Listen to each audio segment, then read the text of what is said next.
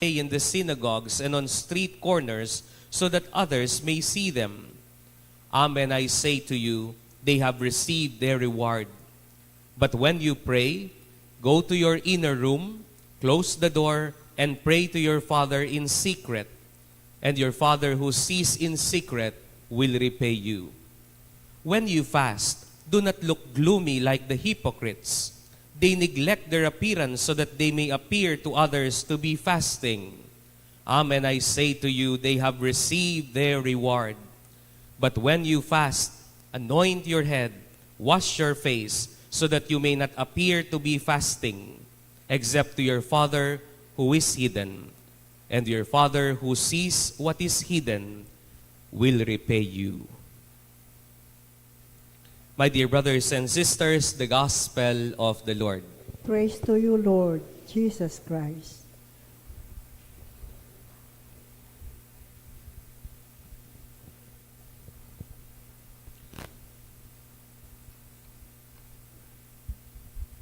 Ang dami nyo nagsimba. Ano po?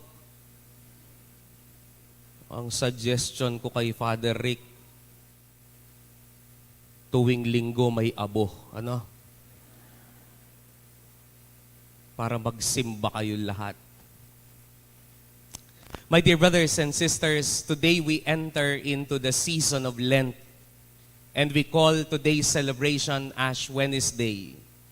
And the church gives us this opportunity, and even Benedict XVI, the late Pope Benedict XVI, calls Lenten season as a long retreat of the church. And we are entering today into the first day of our retreat, so that we may examine our hearts, we may examine ourselves, we may examine the life we live. But my dear brothers and sisters, this celebration is more than a ritual. This celebration is about our lives. This celebration is about who we are before God. That before God, we are ashes.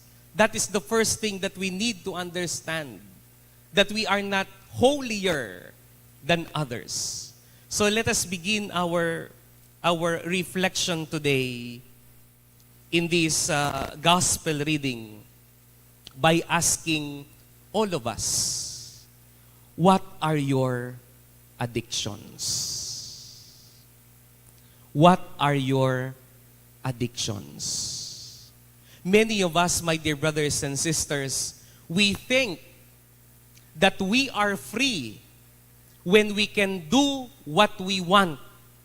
Akala natin tayo'y malaya kapag nagagawa natin ang gusto natin. Pero maling pagtingin po yun. Yun ang temptation ni Satanas, na akala natin na kapag nagagawa natin ang gusto natin, malaya tayo. Pero kung titignan natin, yung palang gusto natin, yun ang umaalipin sa atin. Halimbawa, kapag yung bibig mo, hindi mo mapigilan ng magchismis, hindi ka tunay na malaya. Akala mo ba'y malaya ka dahil kaya mong siraan ng ibang tao? Akala mo ba'y malaya ka dahil nabubuksan mo ang bibig mo sa chismis? Sa pagsira ng ibang tao?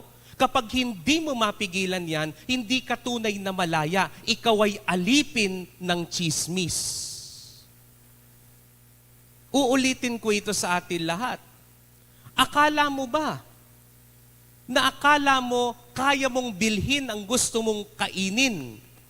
Nang araw-araw mong ginagawa, feel ko gusto kong magmukbang.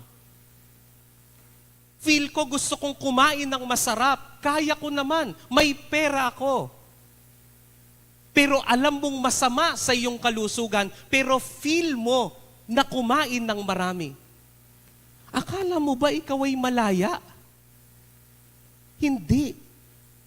Ikaw ay alipin ng pagkain. Kayong mayroon, ano? Kayo mahilig mag-shopping. Ano po? Alam ko po pinaghirapan nyo ang mga pera ninyo. Ay, gusto ko talaga kayong ano, hindi ano? Halimbawa, kayo mga lalaki, no?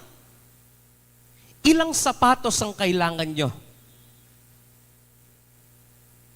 Kayo ba'y gagamba? Ilan ba ang paa nyo? Pero pag nakita mo, ang bagong model ng sapatos sa mall, yung ipon mo, ilalabas mo. Bibilin mo yon kahit mahal. At pag uwi mo sa inyo, sasabihin mo sa pamilya mo, magtipid nga kayo? Akala mo ba malaya ka nun? Hindi. Ikaw ay alipin ng iyong pera. Ikaw ay alipin ng sapatos. Siyempre, hindi lang lalaki. Tatamaan din kayong mga babae. Ano pa? Ilang bag ang kailangan nyo? Pilang kotak de? My dear brothers and sisters, maraming mga babae ang nalilate sa misa. Bakit? Tiniterno nyo yung damit nyo sa bag nyo eh. 5 minutes na lang, di pa ako nakapili ng bag. Tapos sasabihin mo sa pamilya mo, magtipid naman kayo. You are exchanging what is of a lower value to a higher value. And that makes us a slave of this world. So my dear brothers and sisters, alam niyo po, marami po sa atin, may asawa ka o wala, marami po sa mga tao ngayon, addict sa pornography. Bakit? Dahil ba kaya mong magbayad ng internet? Dahil kaya mo at marunong kang mag-cellphone? Malaya ka? Hindi. Kapag ikaw ay addict doon, alipin ka nun. Kaya nga marami po mag-asawa nagtatabang na ngayon eh. Kapag kayo'y naglabing-labing, mag-asawa kayo, okay lang yun. Pero kapag ikaw ay addict sa pornography, kahit ikaw ay may asawa, pag maglalabing-labing kayo, wala ka ng gana. Kaya iisipin ng asawa mo, wala nang gana ang asawa ko, hindi na yata ako mahal. And what is the cause of that? The cause of that is your slavery to pornography. That is why, my dear brothers and sisters, this Ash Wednesday tells us that we are not slaves of this world. This Ash Wednesday tells us to identify what is our addiction. Dahil ang Diyos, tayo'y mga malayang anak niya. At ang tunay na malaya, hindi yung ginagawa yung kanyang kaya o yung kanyang gustong gawin, kundi yung tunay na malaya, ginagawa ang tama, iniiwasan ang mali. Ang tunay na malaya, hindi yung ginagawa niya ang kanyang gusto, kundi ginagawa niya ang dapat niyang gawin. Brothers and sisters, this Ash Wednesday, always remember, this is not a fashion statement. We are lining up and we ask the church to put ashes on our foreheads. This is not fashion statement. Kapag Ash Wednesday, naalala ko yung dati kong parokyano eh. Akala niya fashion statement ang Ash Wednesday. Bakit? Nalagyan ko na ng abo, pumila pa ulit. Bakit? Father, pangit naman yung pagkakrus. Ayusin mo naman. Do we think this is a fashion statement? That whenever people see us having ashes on our foreheads, we tell other people what? That we are holier? No. The ashes on our foreheads tell us that we are no better than others. Pinapahayag natin sa buong mundo na habang nakikita nyo kung may abo sa noo, ako'y kailangan ko ng tulong. Ako'y makasalanan. Yun ang pinapakita natin. Hindi yung may mga parokyano na, "Hoy, hindi ka po nag-Ash Wednesday, mapupunta ka sa impyerno, wala ka nito." Para bang ang tingin natin, mas banal tayo kaysa sa kanila. Mali yun. Kaya nagpapalagay tayo ng abo sa noo natin upang tandaan natin na tayo'y makasalanan. Tayo ay may kailangan o kailangan natin ng tulong. Kaya nandito po tayo sa misa eh. Bakit yung Ash Wednesday nakapaloob sa misa? Kasi importante yun. Pwede kayong pabaunan na lang, oh. Kayo na lang magkaskas. Pwede yun. Pero tatandaan natin na ang Ash Wednesday nasa loob ng misa na ito dahil maliban sa ipinapahayag natin na tayo'y makasalanan, kailangan natin ang Diyos. Kailangan natin ng tulong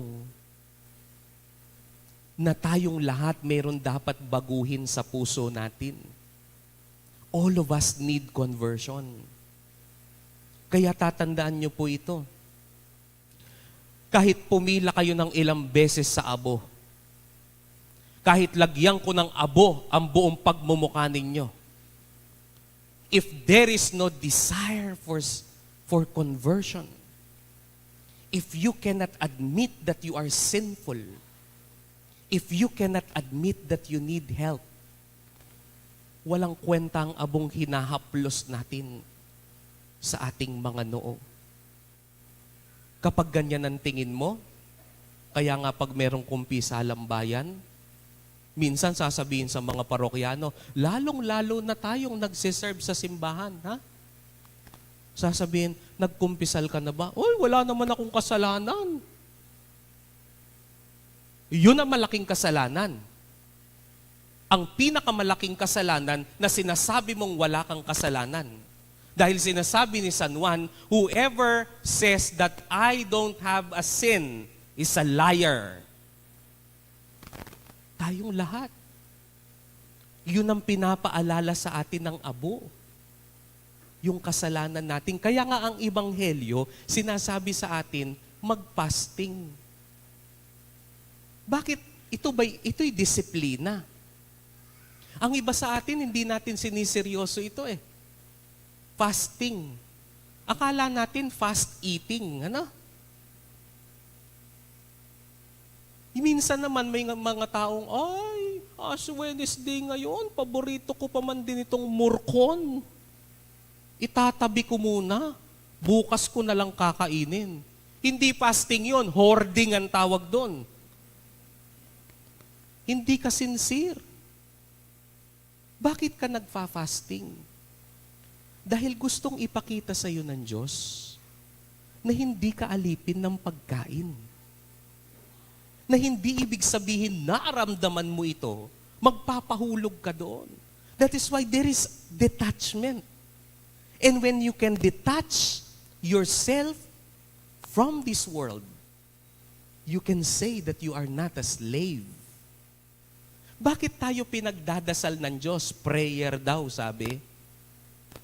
Dahil akala natin, porket tayo ay kaya nating magtrabaho ng simula ng umaga, paggising natin, hanggang gabi, ay, ang dami kong na-accomplish. Ang dami kong trabaho. Ikaw ay alipin ng trabaho mo. Wala kang oras sa mga anak mo. Wala kang oras sa pamilya mo. Akala mo malaya ka, kaya nga gusto ng Diyos na magbigay ka ng oras sa panalangin upang maipakita sa iyo na ikaw ay tunay na malaya sa oras ng mundo. Bakit almsgiving? Bakit kailangan nating magbigay sa mga dukha? Dahil gustong ipakita sa atin ng Diyos, mga kapatid, na hindi tayo alipin ng pera. Na kung anuman ang kinikita natin, anuman ang pumupunta sa atin, ibinibigay natin yung iba sa iba upang ma-realize natin na tayo'y mga katiwala lamang ng biyaya ng Diyos. Kaya itong mga discipline na ito, hindi lang ito batas. Ito'y buhay. Dahil gustong ipakita ng Diyos sa atin na hindi dapat tayo alipin ng makamundong pagnanasa. Dahil tayo ay mga anak ng Diyos. So my dear friends, my dear brothers and sisters, what are your addictions? Ano ang umaalipin sa iyo? At siguro ang Ash Wednesday na ito ay ipinapakita sa iyo na kailangan mong kumawala kung saan ka man naaadik, kung saang mali na pananaw at mga gawa, dahil ang Diyos ayaw niya tayong maging alipin. Tayo'y mga malayang anak niya. At pangalawa, ang mga abo na ikakaskas sa ating mga noo, hindi yan passion statement. Yan ay pinapahayag natin sa bawat isa na tayo'y makasalanan, tayo'y kailangan magpakumbaba, at kailangan nating magbagong buhay. We are no better than others, and we need the grace of God to convert our hearts. May this Lenten season be so meaningful that when we approach the celebration of Easter, our hearts may be converted to the Lord. Amen.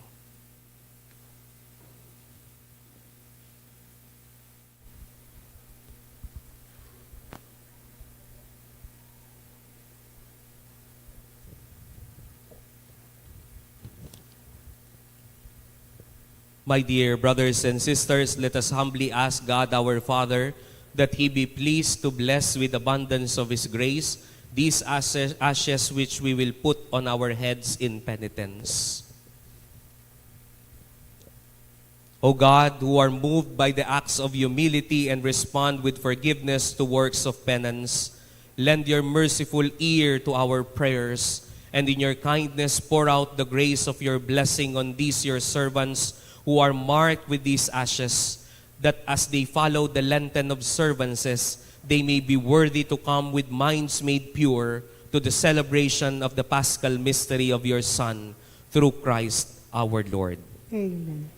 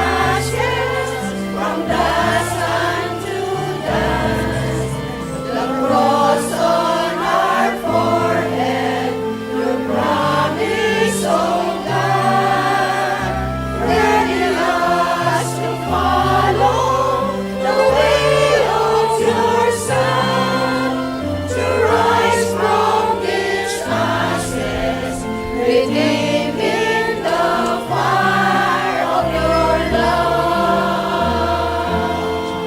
When your hearts love your garments, return to the Lord, who delights when we offer a truly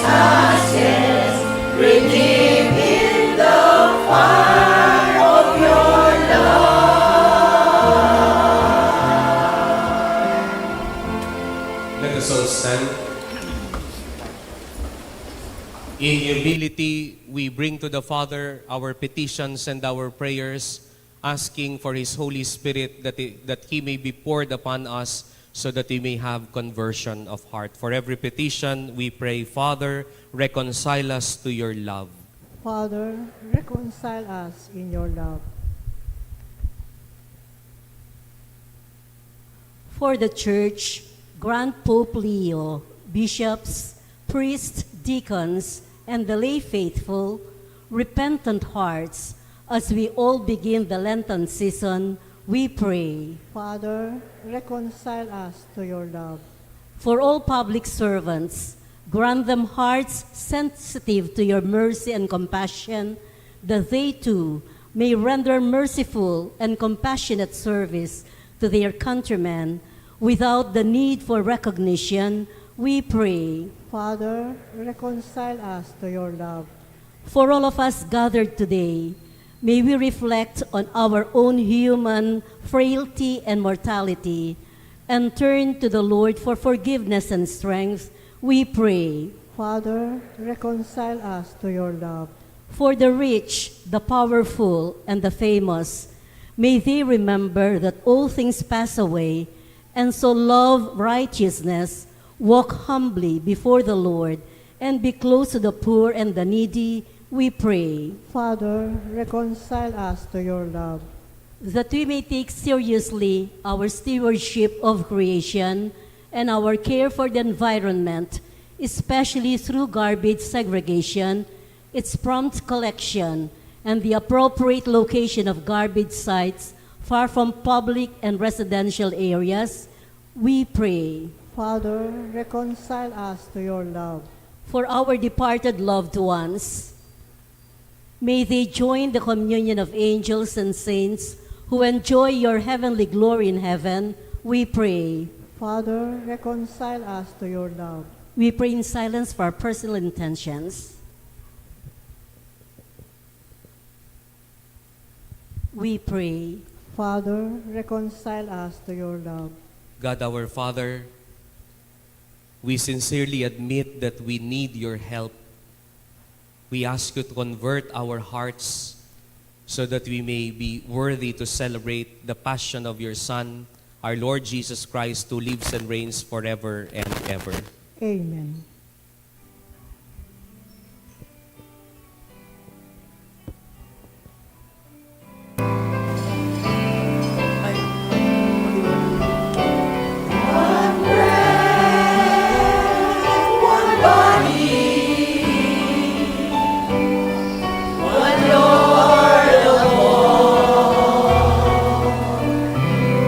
One cup of blessing which we pray.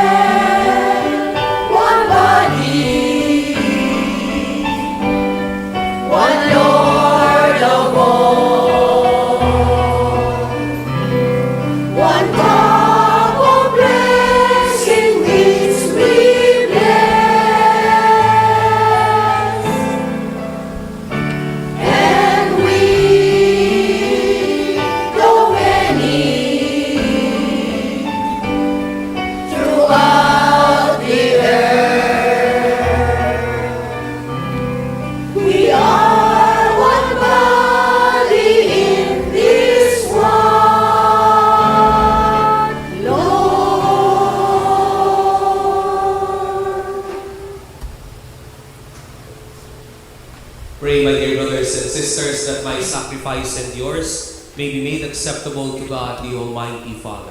May the Lord accept the sacrifice of your hands for the praise and glory of His name, Lord, for the benefit of the Holy Church. As we solemnly offer the annual sacrifice for the beginning of Lent, we entreat you, Almighty Father, that through works of penance and charity, we may turn away from harmful pleasures and be cleansed from our sins, may become worthy to celebrate devoutly the passion of your Son, who lives and reigns forever and ever. Amen. The Lord be with you. And with your spirit, Lift up your hearts. we lift them up to the Lord. Let us give thanks to the Lord our God. It is right and just. It is truly right and just, our duty and our salvation, always and everywhere to give you thanks, Lord, Holy Father, Almighty and Eternal God.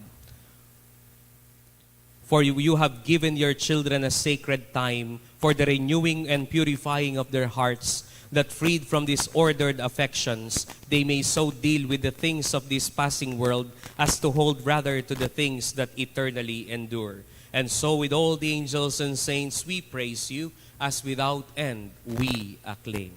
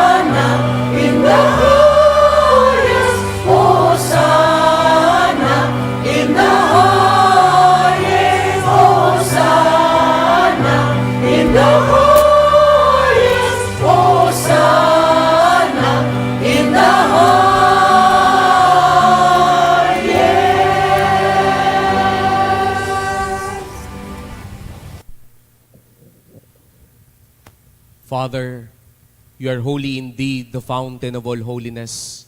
Let your Spirit come upon these gifts to make them holy, so that they may become for us the body and blood of our Lord Jesus Christ. At the time he was betrayed and entered willingly into his passion, the Lord Jesus took bread, and giving you thanks, Father, he broke it, and gave it to his disciples, saying, "Take this, all of you, and eat of it. For this is my body, which will be given up for you."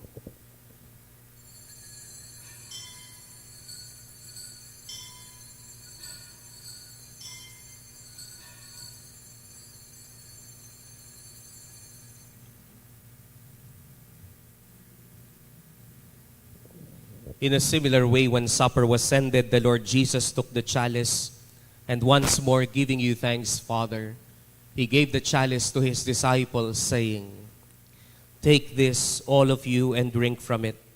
For this is the chalice of my blood, the blood of the new and eternal covenant, which will be poured out for you and for many for the forgiveness of sins. Do this in memory of me."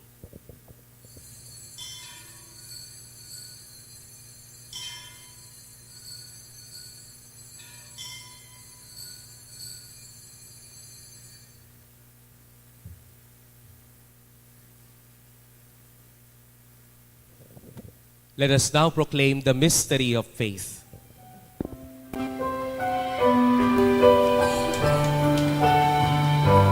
When we eat this bread and drink this cup, we proclaim your death, O Lord, until you come again, until you come again. We proclaim your death, O Lord. Therefore, as we celebrate the memorial of his death and resurrection, we offer you, Father, the bread of life and the chalice of salvation, Giving thanks that you have held us worthy to be in your presence and minister to you. Humbly we pray that partaking of the body and blood of Christ, we may be gathered into one by the Holy Spirit. Remember, Father, your church spread throughout the world, and bring her to the fullness of charity, together with Leo, our Pope, Florentino, our Bishop, and all the clergy. Remember also our brothers and sisters who have fallen asleep in the hope of the resurrection, and all who have died in your mercy. Welcome them into the light of your face. Have mercy on us all, we pray, that with the Blessed Virgin Mary, Mother of God, Blessed Joseph, her spouse, with the blessed apostles and all the saints, Saint Jude, Thaddeus, who have pleased you throughout the ages, we may merit to be co-heirs to eternal life, and may praise and glorify you through your Son, Jesus Christ. Through him, with him, and in him, in the unity of the Holy Spirit, all glory and honor is yours, Almighty Father, forever and ever. Amen, amen, amen, amen, amen, amen, amen.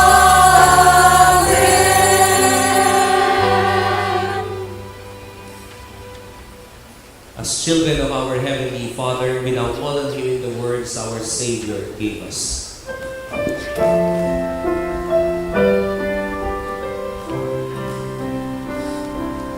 Our Father, who art in heaven,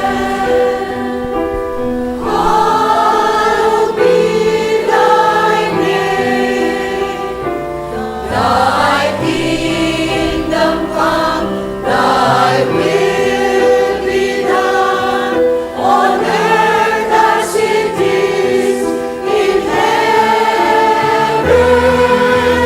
Give us this day our daily bread, and forgive us our trespasses,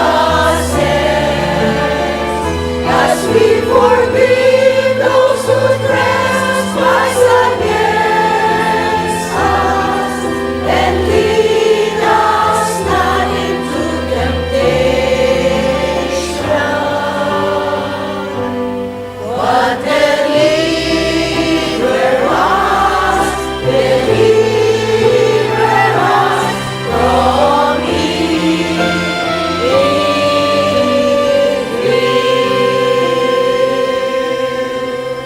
Deliver us, Father, we pray, from every evil, and graciously grant peace in our days, that by the help of your mercy we may be always free from sin and safe from all distress, as we await the blessed hope and the coming of our Savior, Jesus Christ. For the kingdom, the power, and the glory are yours, now and forever.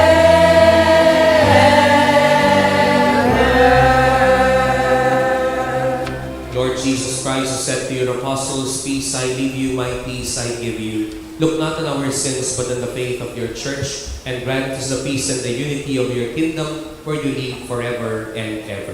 Amen. The peace of the Lord be with you always. And with your spirit. As brothers and sisters, we offer to each other the peace of Christ. Peace be with you. Peace be with you.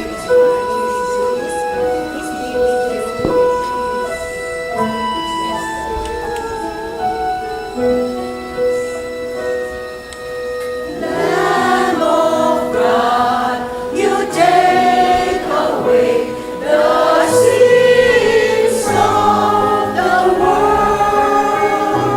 Have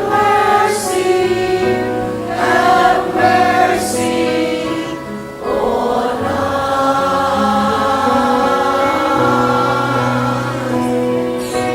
Lamb of God,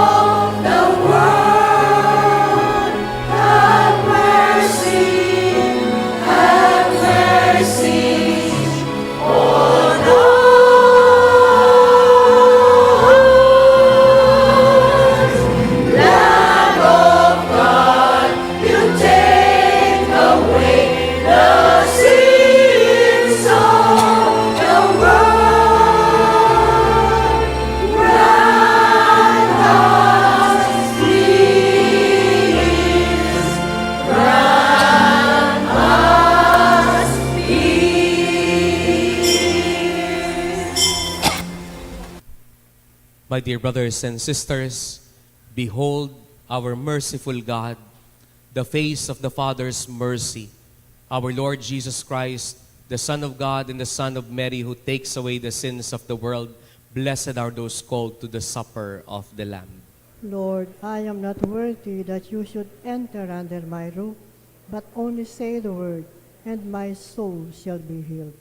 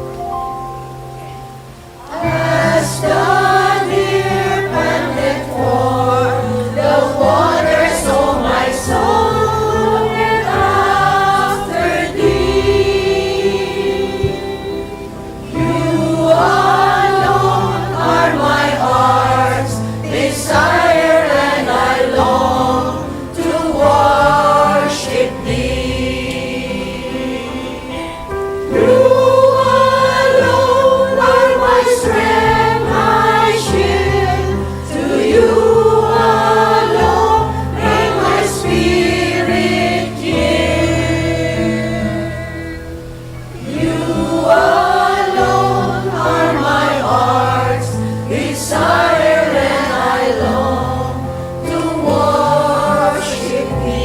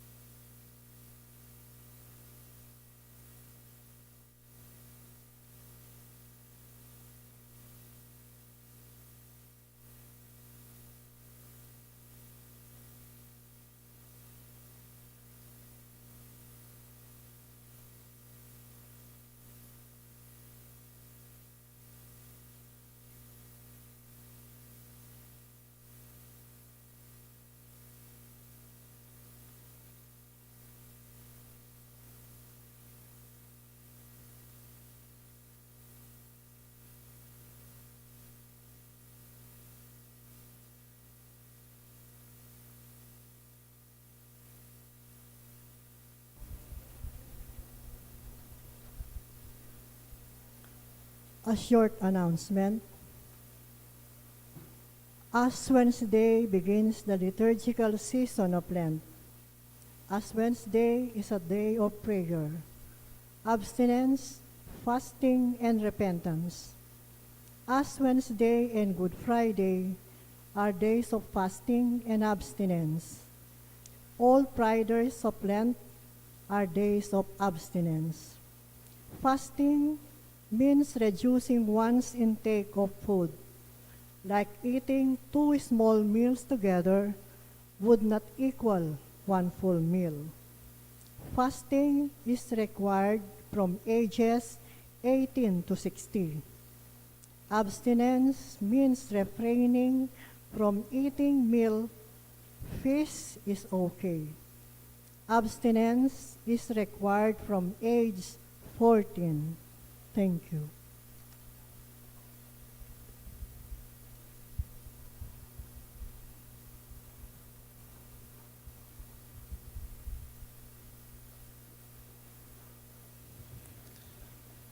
Let us pray. May the sacrament we have received sustain us, Almighty Father, that our Lenten fast may be pleasing to you and be for us a healing remedy through Christ our Lord. Amen.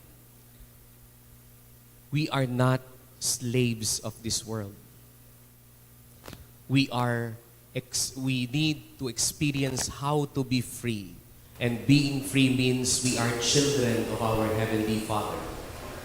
At ang tunay na malaya, hindi yung ginagawa mo yung gusto mong gawin, kundi ginagawa mo ang dapat mong gawin.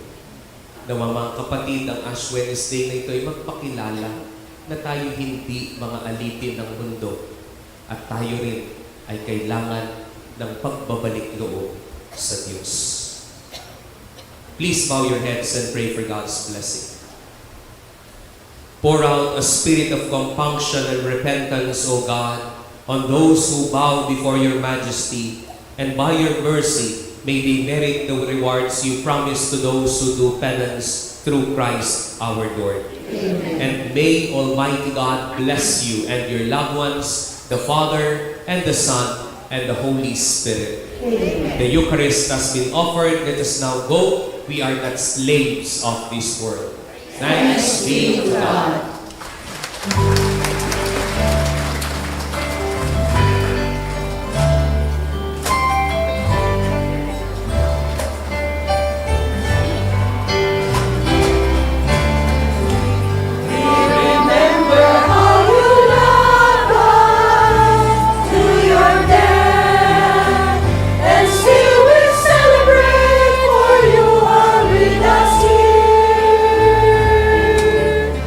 And